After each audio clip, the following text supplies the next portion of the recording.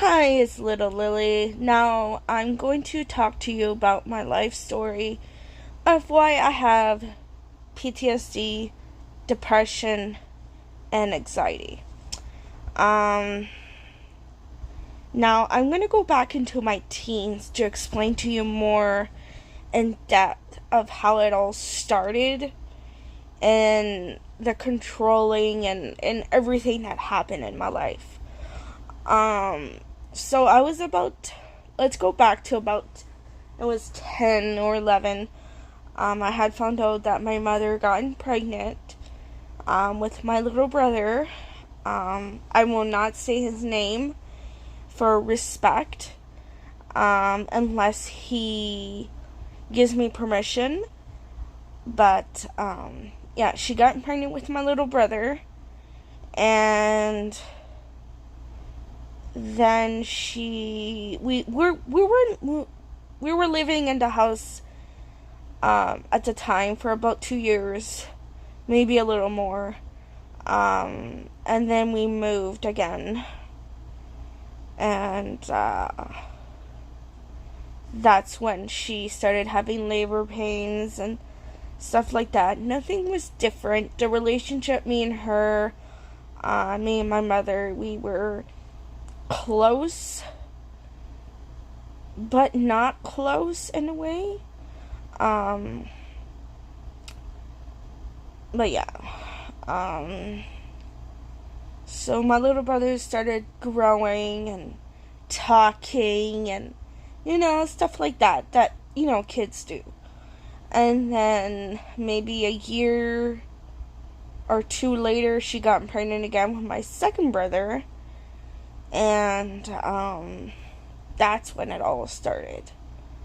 I feel like after he was born, and this is not from the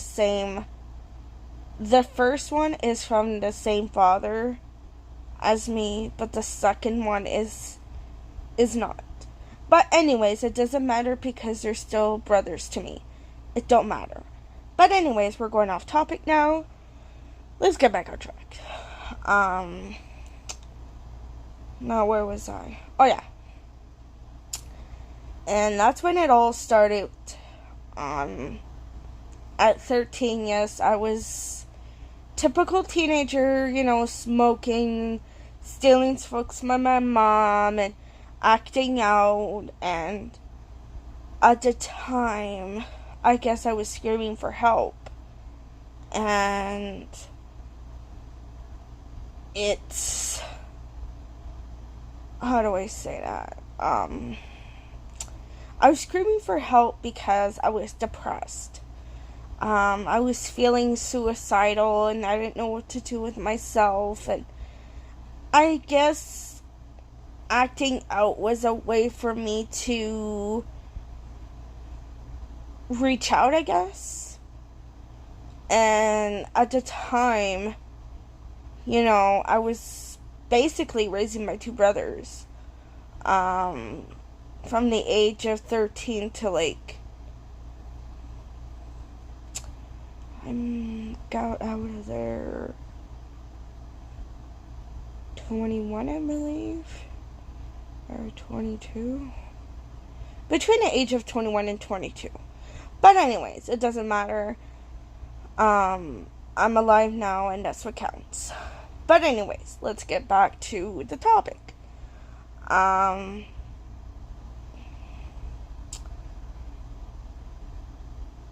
She would do things to me that would break my trust. Say like, I'm not gonna hurt you, or I'm not gonna spank your bum, or things like that, and she really took my trust from me out of that too, and other things like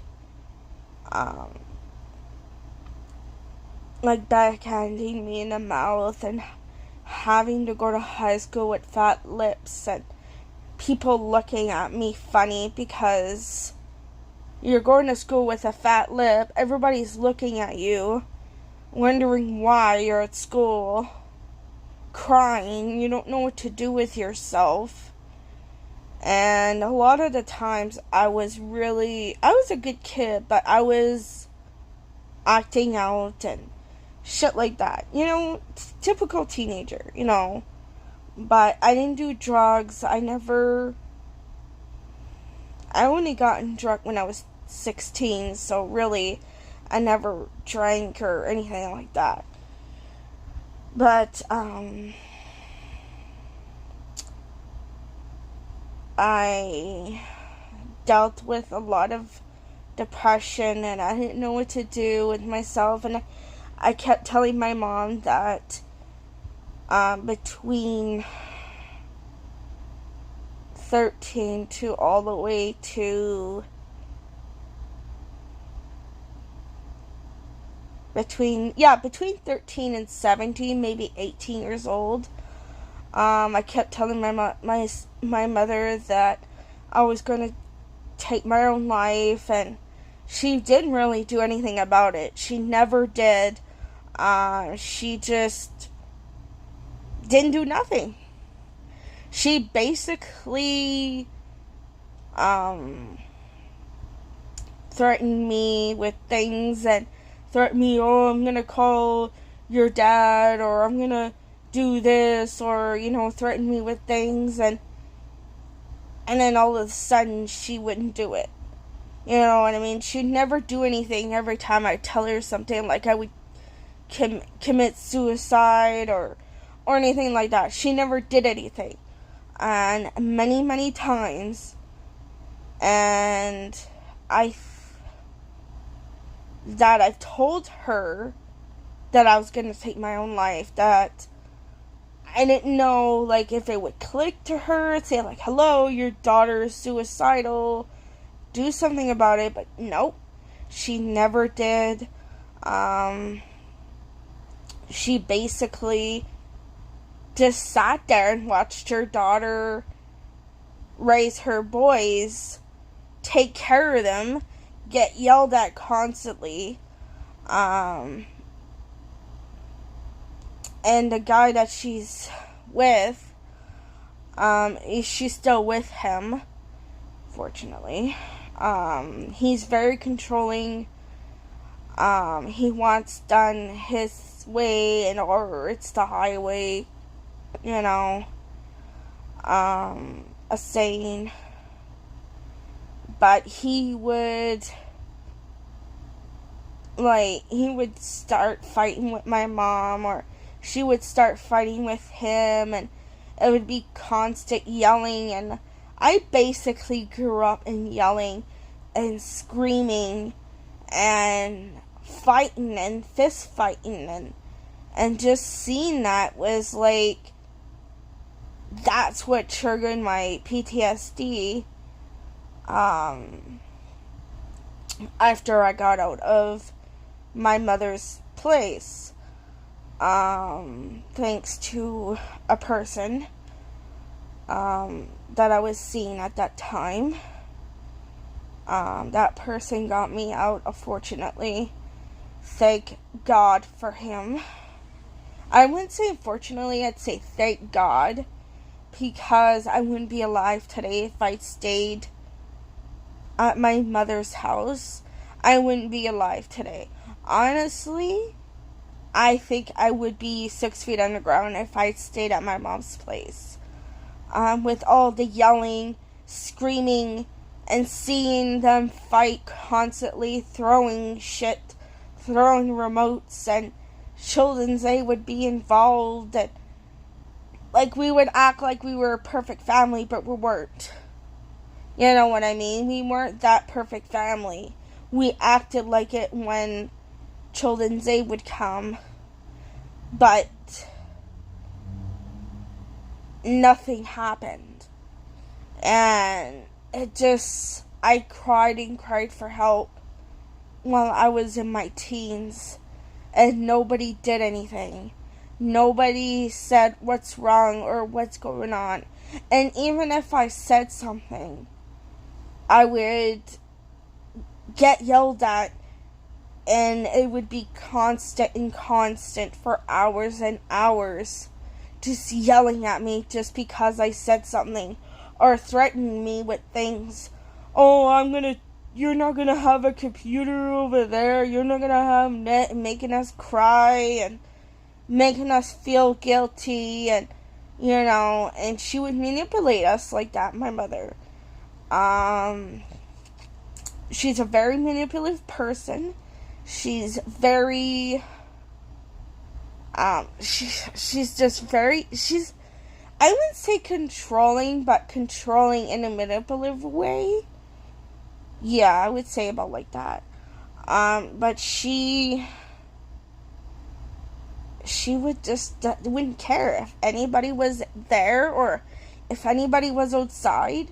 She would hit her kids. She would slap them. She would, scream at them, and everybody's just standing there and nobody's doing anything. And it seemed like nobody cared. Nobody gave a damn. And I wish that at that time when I was about 21 or 22, when I had gotten out. I was in my mid-20s when I gotten out. And it was hard. The first year was very hard for me. I had to learn how to talk. I had to learn how to deal with my anxiety. I had to learn how to deal with my depression. And I didn't know what PTSD was until I saw a doctor and explained to me the triggers and what the triggers meant and everything. I was like, oh my God, this is what it's like. This is it. This is what I'm dealing with. This is the thing that I've been dealing with. This is the nightmares. This is the flashbacks. The trigger words. Everything. I was like, oh my God. There's a name to it. But it wasn't easy to say it at first. It took me a couple months just to say it. And everybody didn't believe me. Everybody just looked at me funny. And just said, oh, she's looked at me like I was lying. And it seems like some people do believe me, but other people don't. And that's okay. It's all good. But, I dealt with a lot of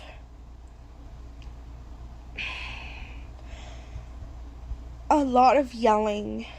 I've dealt with a lot of screaming, fighting. I can still vivid the image of my mom. 2 images, actually. We'll start with the first images, where my mom's kicking the door in because I had it locked in my bedroom. I had a door down. And this was probably when I was 14, 15. And she kicked the door down. And all I can see is her coming at me and hitting me and screaming at me and everything. And the second image, I can never get it out of my head. And that's the part where she has her hand in back of my head. And you know how the cushions, how you could take like the middle of the cushions anyways. And she just grabs the back of my head and tries to suffocate me. And here I am fighting for my life. So all I can think of in here is fight back. And that was when I was maybe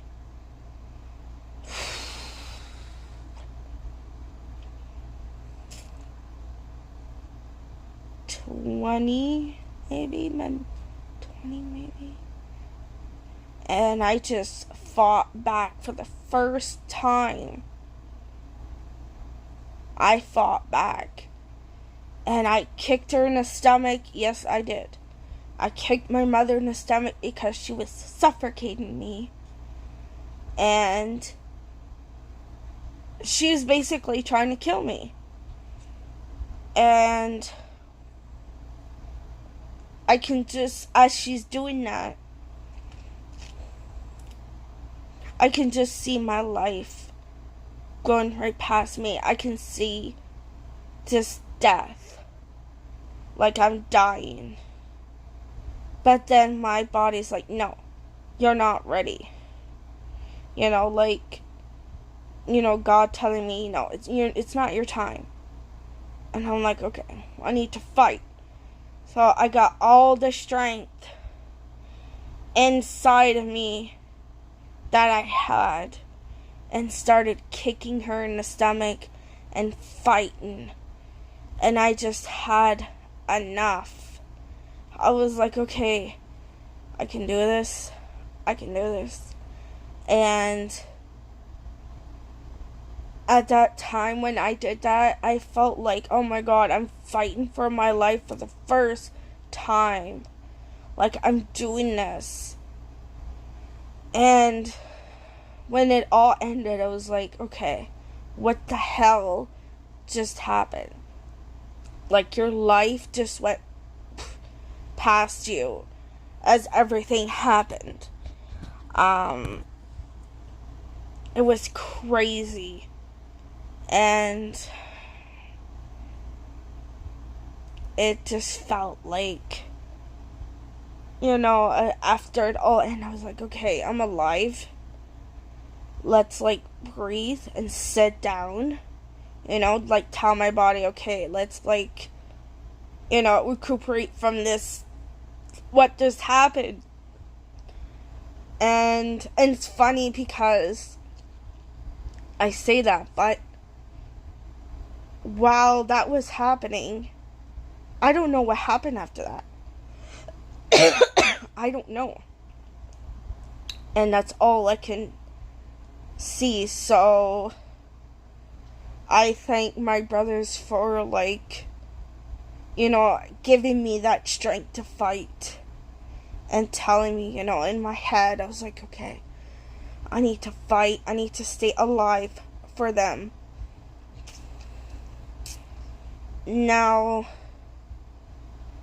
before that, with my mother, I know I'm mumbling and stuff like that. I'm just trying to explain to you how my life was and how crazy and screwed up it was and everything. And each time I cried from my father, called them, every time she hit me, every time she gave me a fat lip, I would cry my eyes out to him. And she would manipulate him. And it's like, what's the point in my head of asking for help? And that's when the suicidal thoughts came. And that's when I felt helpless. And that's how I felt like I had no reason to live. And there wasn't, except for my brothers. But at that time, I didn't think of that. I was like, okay, there's nothing I can live for. And I would say 2 or 3 times I committed suicide.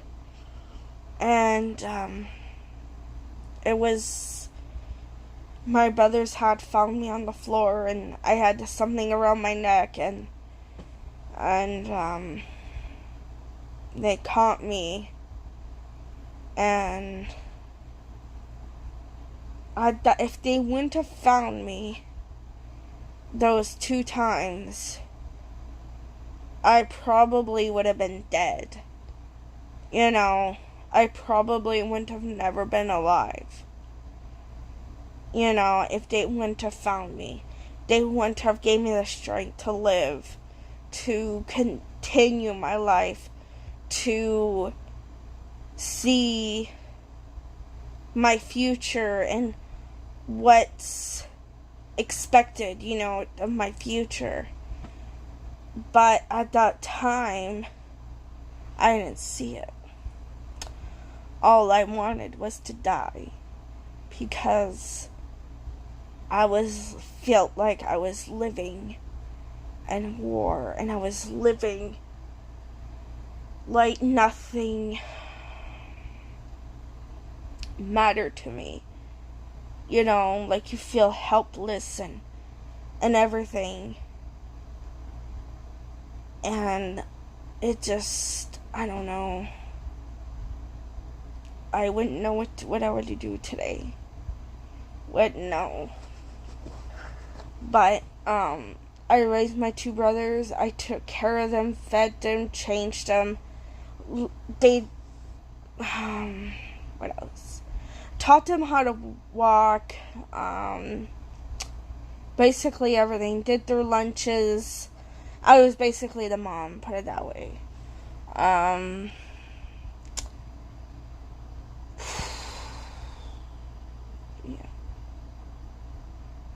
It's sad, but it happened. And I don't regret raising my brothers. I don't regret being the sister to see them grow up and seeing what, you know, see what kind of men they are now. You know, they're still in their teenager. One of them is gonna be 20 soon. Oh God. But it's just insane what I went through in my life. That's just clips of it. Of what I went through. But I'm alive today. And that's what counts. Yes, I still do have suicidal thoughts, but I do not attempt them. I do have a counselor that I talk to frequently. Yeah, I do have some friends, but I don't keep in contact. Like, I like to hide a lot. It's because of my depression and everything. I like to hide a lot, and it's a hell of a freaking road, but we do it. And as I was saying, yes, I like to hide a lot. I like to hide in my bed. My house is not the freaking cleanest right now. It's a freaking mess. I got laundry fucking piling up to my freaking ears. Don't mind me. I got dishes to do. I gotta clean my house. It's crazy. And sometimes I just want to stay in bed and hide. But I can't. I gotta live. I gotta push forward. And I'm glad that I'm alive today. I'm very, very grateful. And, that's my life story. And if you would like to hear more, maybe a part 2 of what my life is now, please leave a comment below.